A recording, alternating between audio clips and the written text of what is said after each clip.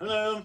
Hope everybody's having a good time quarantining. I'm going to go through all the lectures, upload them to YouTube, and give you guys the links so you can pause it. However you want to do it is you annotate your notes. And then for the last unit that we're going to do, I'll have the YouTube links up as we go through those PowerPoints. So let's go and get started. So 6.5 was about neurons and synapses, which is how the neurons talk to each other. So your brain has like tens of billions or hundreds of billions of neurons in it, and you got neurons throughout your body. And they're kind of three neurons in general. You got the sensing neurons, obviously called sensory neurons. That's how you receive information from the outside world. You have the neurons to respond to that information, which send messages to effector cells. And next year we'll call these motor neurons. Those are the ones that move you. But just the ones that activate effector cells are what they're called now because they cause an effect. And then interneurons, that's beyond the scope of the syllabus, but this is what all the neurons in your brain are. When you think of neurons, you probably think of your brain. You're thinking of interneurons, and hopefully you remember that inter means between two things. So these are neurons that are between neurons. So as the neurons talk to each other, they're processing the information. So you see a cup of water, that's sensory neurons sending signals to the back of your brain, the occipital lobe, and then you process that information with interneurons, and then you send information to your effector cells, in this case your arm muscles, to pick up and drink that water or whatever you're doing. Okay, so that's kind of a general overall. Right, so neurons, just like any cell, they have everything a normal cell does. They got a nucleus, cell membrane, endoplasmic reticulum, all the organelles we've talked about, cytoplasm. The only special thing about them is they're really long and skinny. So you got the main part of the neuron here, that's called the cell body, also known as the soma. And in this picture here, you can see 1, 2, 3, 4, 5 dendrites, and those dendrites also branch. These would all be talking to other neurons. So your neurons are just like a huge, it looks like a web, but it's these hundreds of billions of cells with these long projections, dendrites to receive information from the previous thing, and then the axon to send it to the next one. So there would be another neuron over here that this neuron activates. So this isn't how simple it is, but a way to kind of conceptualize this is, let's say I'm trying to think of my brother's birthday. Okay, I got a neuron here that's responsible for thinking of my brother, and then I got a neuron over here that's September 29th. And if those neurons fire together, then I remember my brother's birthday. And so that's what I mean by when these neurons talk to each other. And it's more complicated than that. You have clusters of neurons for that, but anyway. So dendro means finger, like dextro, ambidextrous, dendro. Actually, dextro means right-handed, but whatever. So dendro means fingers, so dendrites are little fingers, and axon kind of sounds like arm. So the long arm, there's always just one axon, but you can have hundreds of dendrites. Okay. So you need this drawn and labeled.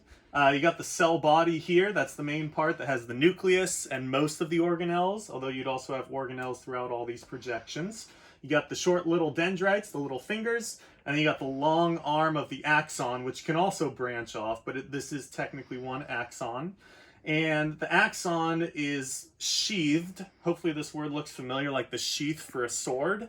You have these little sheaths, like if you do squats and you use that pad that you put around the squat bar, it looks exactly like that. It's just like a little cylinder you put around it, around the axon. And we'll talk about this later, but this is for insulation, just like you would insulate an electric cord, you know. And then in between where those sheaths don't exist, they're called nodes of Ranvier, or Ranvier if you want to use a Americanized pronunciation. But he was French, so it's Ranvier. And the message, so you can imagine an alternate universe where in order for the neuron always gets activated from the dendrites, and then the message passes through the cell body out through the axon. So the message always goes in the same direction, from a dendrite through the cell body out through an axon. So it would always be going right to left as I'm looking here. And what that message is it's a charge.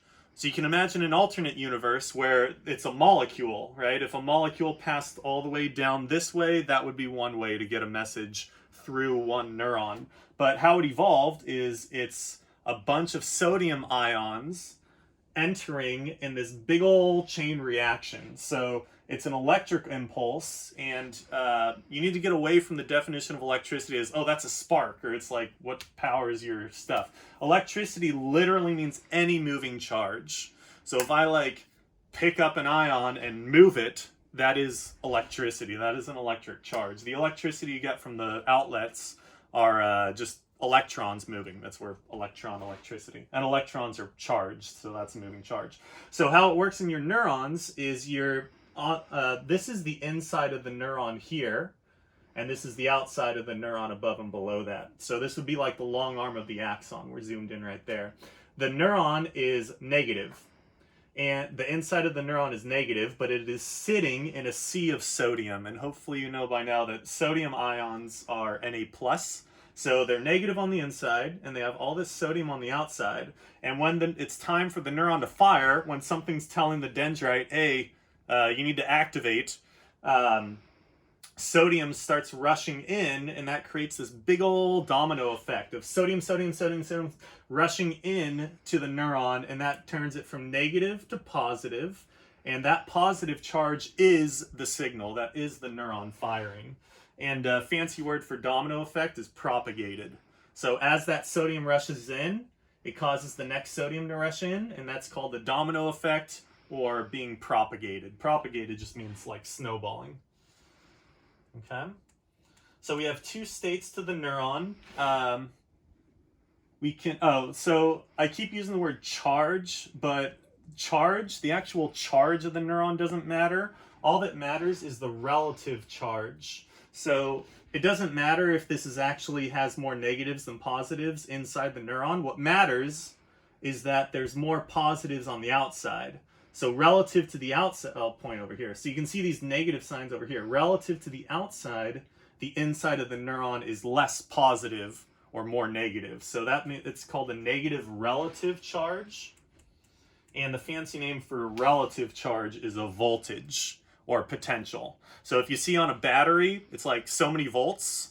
That's what is the difference in negative and positive charges from from the anode to the cathode, from the two poles of the cell. Right, so we got two potentials. The cell can be chilling, which means the neuron's not firing. I'm not trying to think of my brother's birthday. That would be called resting potential. And then we have the activated. When the cell is activated, it's going to be mostly at resting. Like 99% of the cell would be at resting, but there's this little point positive charge, relative positive charge, that's traveling down the inside of the neuron, and that moving positive charge is called the action potential. So let's talk about resting potential. The outside has a lot of sodium. The inside of the neuron doesn't have as much sodium. So because there's so much more positive on the outside, the inside has a negative relative charge. It doesn't matter if it's actually negative. All that matters is it's less positive in the outside, so the inside is a negative resting potential. So that's usually shown as a bunch of negative signs. So this is the cell when it's resting. It's just negative because it's sitting in a sea of positive sodiums. And then when it's activated, there's sodium channels, and hopefully remember what a channel protein is. That's an integral protein. So you can see here, this is the phospholipid bilayer. This is the inside of the neuron. This is the outside of the neuron. When the cell is chilling, these sodium channels are shut. Sodium can't get through. The channel is literally physically shut. But when it's decided it's time to fire, right? So if I'm the September 29th neuron, and the Mikey neuron is right here, and it's saying, hey, fire, I'm trying to remember you. I'm trying to remember this birthday. That Mikey neuron is trying to activate this dendrite. It'll open up sodium channels. Sodium will rush in. You'll get that huge domino effect of sodium channels opening in a big old wave.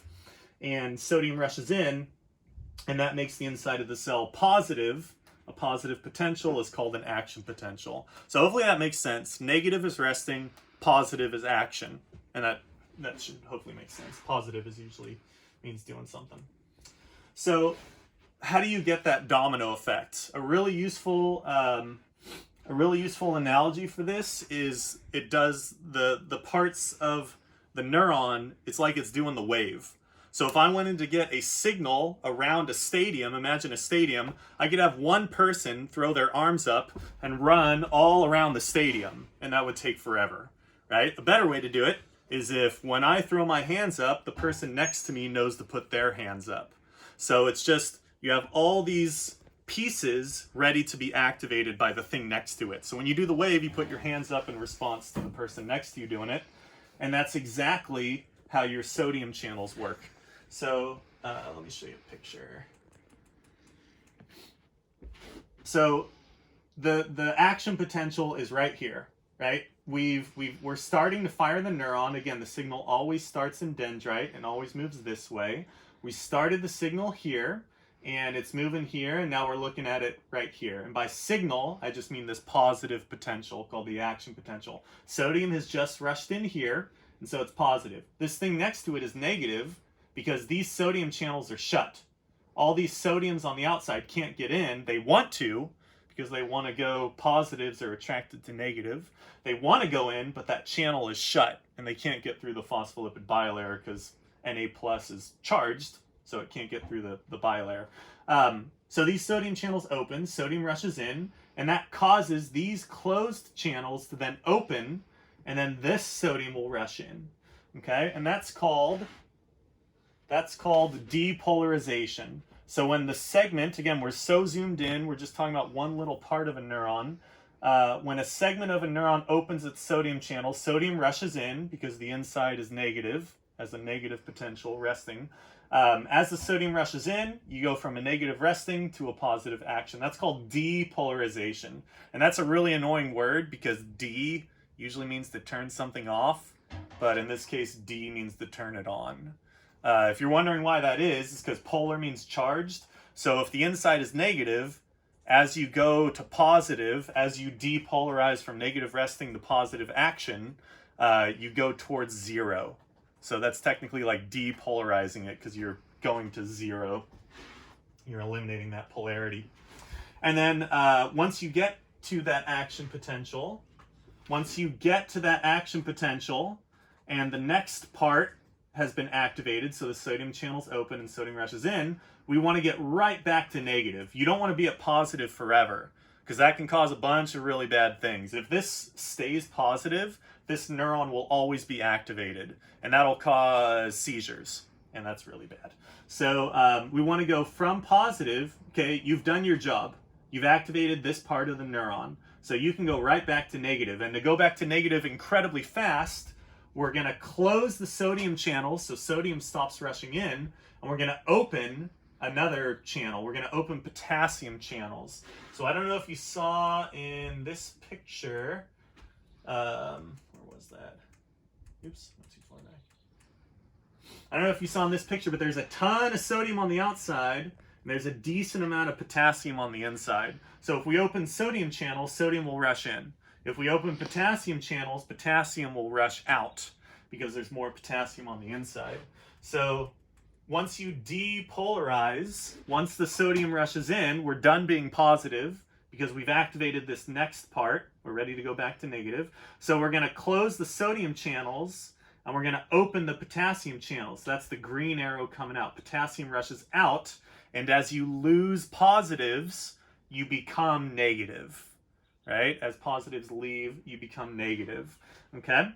And then that just keeps going. So these sodium channels open, and then that'll activate these sodium channels to open, and that comes in. So what that's called is being voltage gated. So these sodium channels are voltage gated. They open like a gate can open or close. They're gated. They open in response to a nearby voltage. Right? Voltage, aka potential. Those are completely synonymous. So when you see on a battery, oh, it's so many volts, you'd be like, oh, that's its potential. Those are complete synonyms. Okay. So it's kind of tricky. You didn't have to write anything here, but just ways to remember it. So it happens alphabetically. You get depolarized first. So the neuron always starts at resting, and then you depolarize parts of it. The entire neuron is never depolarized. It's only a tiny little piece of the neuron that is depolarized in a big old wave. But if we zoom in on part of the neuron, it would be depolarized first to go from resting to action, and then you would repolarize it back to resting. So again, depolarize, sodium rushes in, and that makes you positive. And then repolarize, potassium rushes out, and that gets you back to negative. Okay, so repolarization is a return to resting. So that's a lot to keep track of. The most important thing here is sodium. So if you focus on the sodium and you remember what goes on with sodium, it's easier to remember everything else. So I like to put it to Wrecking Ball by Miley Cyrus. Because I came in like a sodium, a potential that is action, depolarization. All you ever were was a neural impulse. Anyway, so yeah, get that stuck in your head. Sodium is the most important thing. Sodium rushes in, the neuron is now becoming activated. Okay? So we have a problem though, because we have our neuron, and we're just going to zoom in on a little part of it. This is the inside of the neuron. This is the outside of the neuron. Sodium rushed in, so this is sodium rushing in, and potassium, that was depolarization, and then potassium rushed out, and that was for repolarization. And now we're back to resting, but we have a problem. We have too much sodium on the inside, and we have too much potassium on the outside. So we need to get these back to their starting positions, otherwise this won't work anymore. All the sodium will be on the inside. We don't want sodium on the inside, we want it on the outside, so that I can come in like a sodium. So we want the sodium on the outside. And so to fix that, we use the sodium-potassium pump. And hopefully you remember that from topic 1. But if you remember the mnemonic, so this is how the ions want to go. Sodium wants to rush in, K wants to rush out. But for the pump, that's going to do the opposite. Let me use a different color for the pump. So for the pump, hopefully you remember the mnemonic, 2K in and 3 sodiums out. Okay, so for the pump, we're going to take the potassium that just rushed out through a channel. That was passive transport through a channel. Now the pump is going to pump the potassium back in, and it's going to pump the sodium back out. So I know this seems really complicated, but literally all it is, sodium rushes in, potassium rushes out, and then you got to flip-flop them back to their starting points. Okay? So it would be this big chain of sodium, sodium, sodium, sodium, sodium, and then behind that would be potassium, potassium, potassium rushing out in the opposite direction. And then the sodium-potassium pump switches them back to their starting points. Okay? Cool. So to achieve an action potential, we need enough sodium to rush in. So if it's super dark outside, and you're just getting a couple photons hitting your eyes, couple photons of light hitting your eyes, you have dendrites sitting at the back of your eyes in your retina, and these dendrites need to have enough sodium to enter to be activated. So if only a couple of photons of light are hitting your eye, that might not be enough to send enough sodium in. It's not enough for just one of these sodium channels to open. Enough of them have to open for enough sodium to rush in. So if you just open a couple channels, they open and then they'll close after a while. They automatically close. They don't stay open forever. If you just open a couple sodium channels, just a little bit of sodium will rush in, and that will be registered as you can't see. But then as the light turns up, if more sodium channels start to open, then you'll get to here, and once you pass threshold, then all the voltage-gated sodium channels will open, and it'll just be this huge rush. So as some light hits your eyes, you get a little bit of sodium rushing in, and then once you get enough, that's enough sodium. You're definitely going to action. But the question is, do you have enough channels opening at the beginning? This is only at the beginning to activate that neuron. So there's 2 types of sodium channels.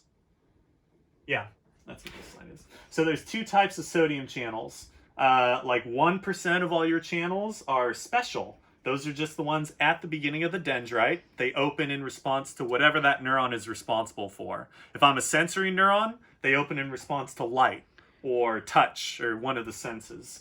If it's an interneuron, then they open in response to what the previous neuron is trying to activate me to do.